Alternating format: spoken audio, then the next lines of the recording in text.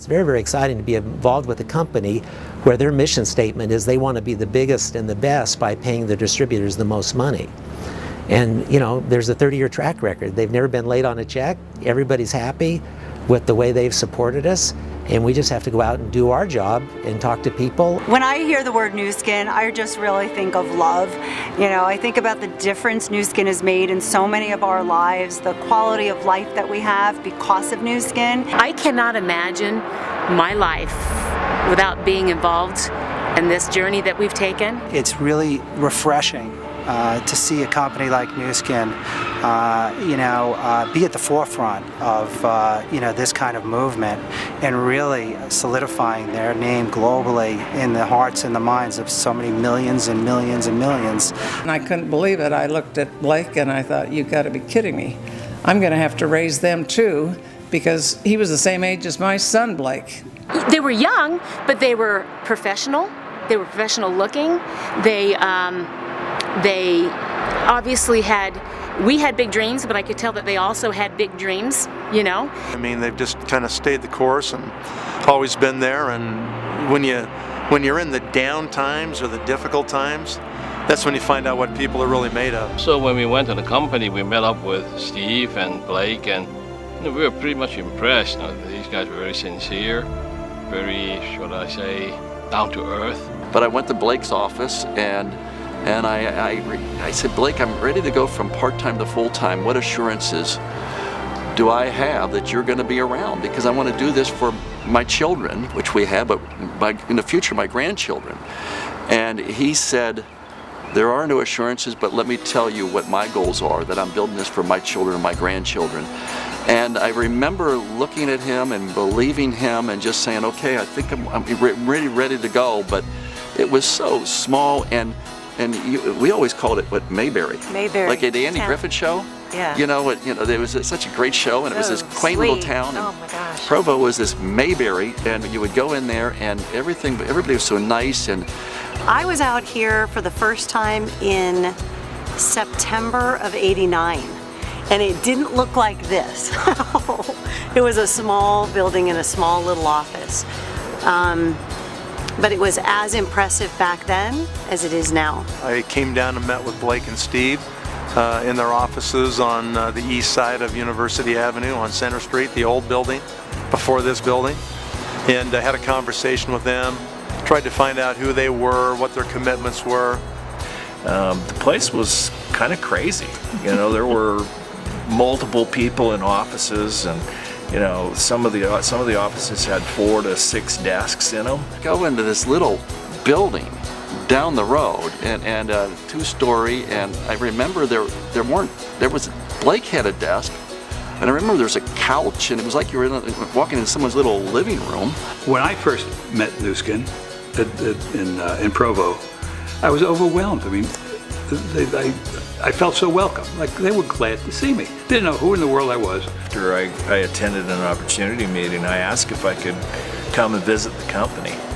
And I have to believe that at that stage of the company, it caused people pause in the recruiting process. My first experience with Nu Skin was in December of '85. I went back to the company to meet the company.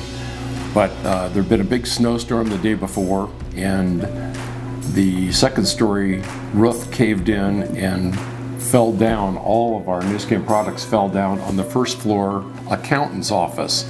And Blake and Steve and Sandy were drying off shampoos and reboxing them. I can remember going back to the beginning, meeting Laura at a meeting, and a typical meeting was, you had a drawing board, you had either a chalkboard with chalk, or you had a magic marker and an eraser that was erasable. Well, when we got started in the business, there was this new little device called a fax machine. And we told people they couldn't do the business unless they got a fax machine, and the only way we communicated was all day long sending a written out fax to 100 to 150 people and their fax machines to keep them abreast of what's going on. The more I learned about the products, and the more we learned about the company, when we went out to Utah and visited the corporate headquarters, we'd always go in there and, oh, love it, love it. People were great. we'd walk outside that building and we'd look at each other and say, what's in there? There is something really, really special. I think because the product works. And company is very good at developing, doing the research, finding good people to come in and develop new product that works on us. And you can see the difference demonstrated. Everything that we did with Nu Skin, the company, was based on that goal. Long-term stable business. Would it support that for the long term? Oh, Nu Skin has grown because innovation is the heart and soul of this company. But I remember one of the most vivid memories is when the new corporate office building went up, and we were so excited. Coming over the high-rise, you could actually see the American flag flying from the building, and that was kind of like, we're home. There's Nu Skin. But I remember when all of a sudden they're going to start building this new high-rise, and oh, I couldn't believe, in the warehouse that we were going to have that. Yeah. It was just, it was like a dream come true. And now with the newest building, I mean, I just wish people could really journey back to see how little we had. Nu Skin's contribution through Force for Good Foundation and initiatives like Nourish the Children have really made a major difference in so many people's lives. And more than anything, I think it teaches us in the field to also lead by example, because we watched Nu Skin do it. Oh, I think about our trip to Malawi. I think that's proof right there when you look at the change that's happened in that country because of Nu Skin and their Nourish the Children initiative, the ability to not just hand people food, but teach them how to be more productive within their society. It's very, very exciting to be part of the Nu Skin family. And you really do feel like you have a worldwide family that does a lot of good in the world with Force for Good and with Nourish the Children. You really feel very proud to be a part of the Nu Skin family.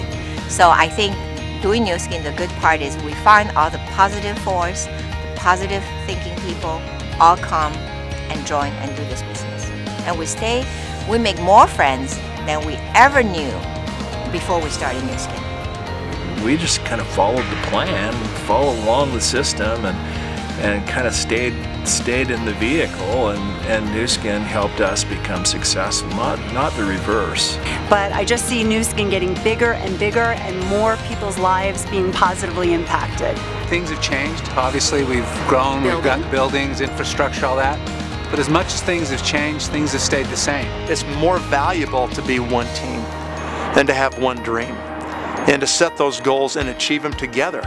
And when we're one and we have that kind of unity together, we accomplish so much more, and it's so much more enjoyable.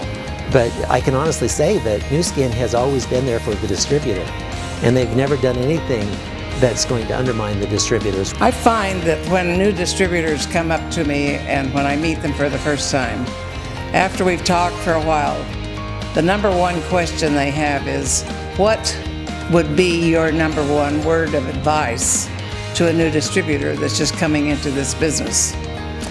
And I am very clear on what that is. The advice is that no matter what, do not quit.